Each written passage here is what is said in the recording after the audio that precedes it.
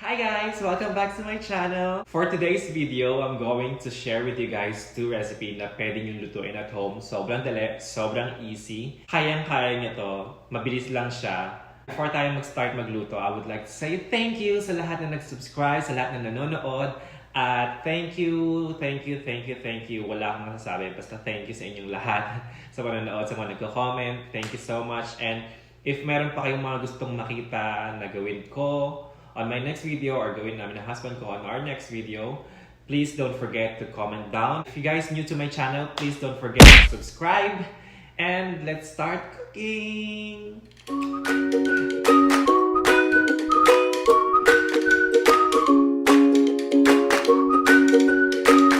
Okay, so the first recipe na share ko sa inyo is sobrang dali, sobrang easy lang. Kayang-kaya nyo gawin to. This is the creamy garlic shrimp pasta. So the first ingredients na kailangan nyo is garlic, butter, beef broth cubes, or if you have beef stock, you can also use that, and any type of cheese. On this recipe, I'm using camembert cheese. You can use any cheese that you want. Shrimp, all-purpose cream, and of course, pasta. So, let's start cooking. So first, kailangan nyo ng mantika. You can use any type of oil. I'm using olive oil with this one. And then butter.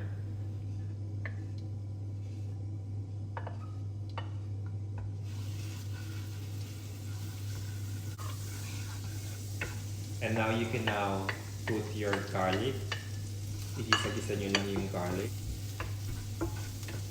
And next, you can now put your prawns or shrimp, kung anong meron kayo. Well, sa prawn is kailangan nyo lang naman siyang lutuin ng very light, ng siguro mga 5 to 10 minutes. And then, kapag luto na siya at nakita nyo nang nagbago yung kulay niya, naging orange color na siya, i-remove nyo na siya sa pan and then set aside for a while.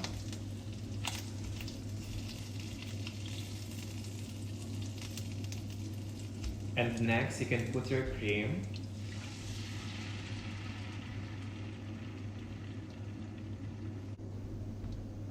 Add your beef broth cubes or beef stock. If you have beef stock, at least half cup of beef stock, pwede na yun.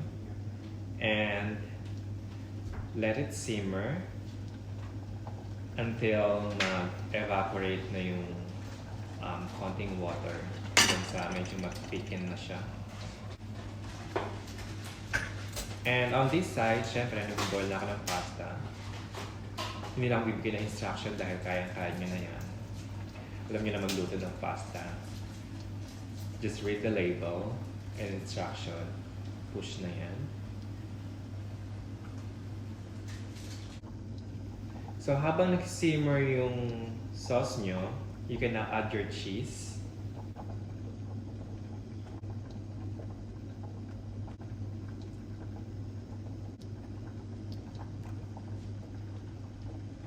On this recipe, I'm using camembert cheese, but you can use any type of cheese. Anything that you want, kung ano makuha nyo, Eden cheese, or kung anong mga cheese dyan sa Pilipinas na nakakamiss yung Eden cheese. Or sa Japan, or anywhere kung sino man kayo nanonood. Basta, kahit anong cheese, kering-keri lang yun. And this time, I'm going to put the shrimp.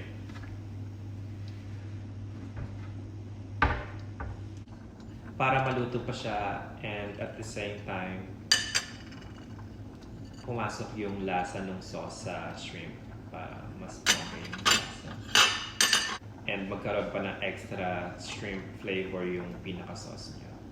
So for me, every time na nagluluto ko ng pasta, sinasabay ko na rin yung pagluluto ng sauce or tinatiming ko yung pagluluto ng sauce sa pagpapakulo ng pasta para sakto lang siya. And then kapag ready na yung pasta, I'll just put the pasta to the sauce and then mix it together in the pan. So the reason why kung bakit hindi ko na ini-strain yung pasta is para hindi masyadong thick yung sauce. So, diretso ko na siyang ilalagay dun sa pasta and then hinahalo ko na siya together.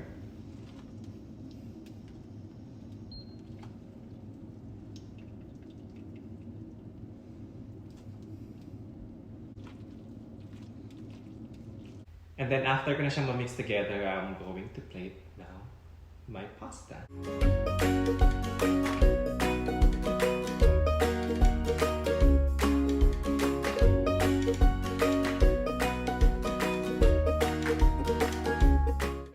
So now I'm plating the pasta.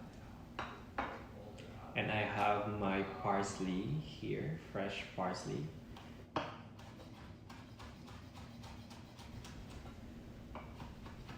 And just give it a little bit of chop.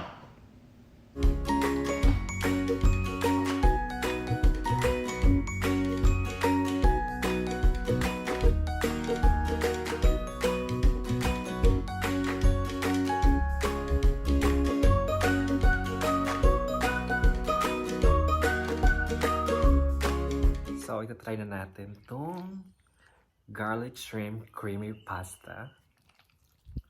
Ew. See how creamy it is? Nux. Diba? Saya-saya.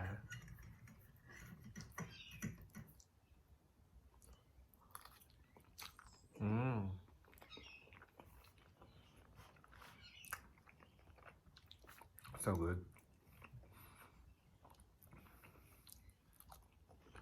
Sarap. So, sobrang simple lang niyang gawin, di ba?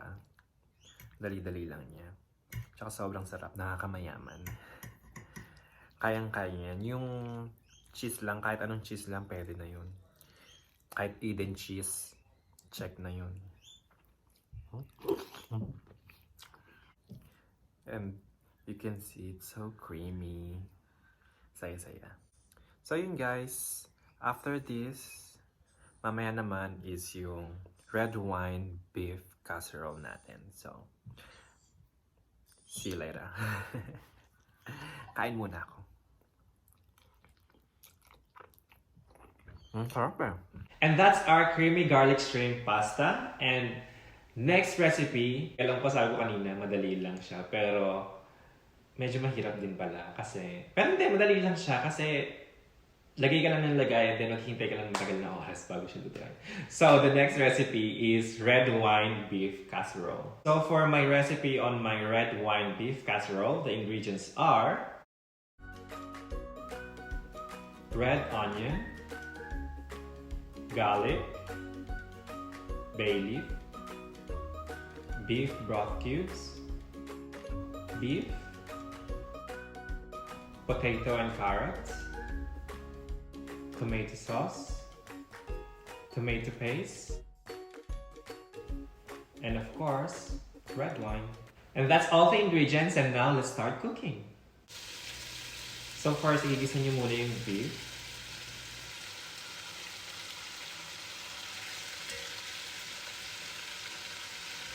And then kapag nag-brown na siya, like this, pwede nyo nang isama yung onion and garlic.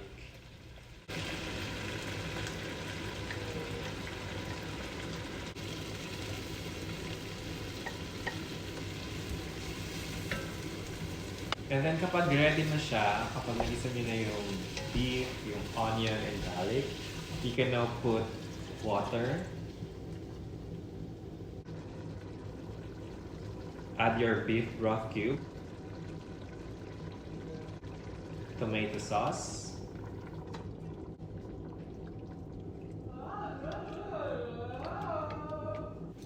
bay leaf, tomato paste, red wine,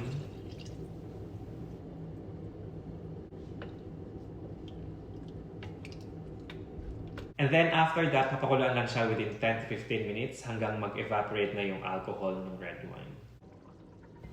And then, now let's cover it. And let it cook for at least 3 to 4 hours in a medium heat hanggang lumambot na yung beef. Yun lang, sobrang matagal lang yung pagluluto pero sobrang easy nilang gawin kasi lagay ka lang ng lagay, halo, and then iiwan mo lang siya ng 3 to 4 hours and then yun, ready na. So basically para lang siyang kaldereta pero nilagyan lang natin siya ng red wine. But I promise, sobrang sarap and nakakamayaman kasi meron siyang red wine. Niluto siya sa red wine. But yun, after nun, lagi niyo lang siyang i-check and then kapag medyo natutuyuan na siya, just add a little bit of water. Siguro mga 1/4 of a cup. And then, halu-haluin nyo lang ng konti hanggang, wag naman yung sobrang masabaw. And then, after nun, pwede nyo nang ilagay yung patatas and carrots. Tapos, leave it there for at least another 30 minutes. And then, yan. Pwede nyo na siyang i-serve. Ready lang kainin.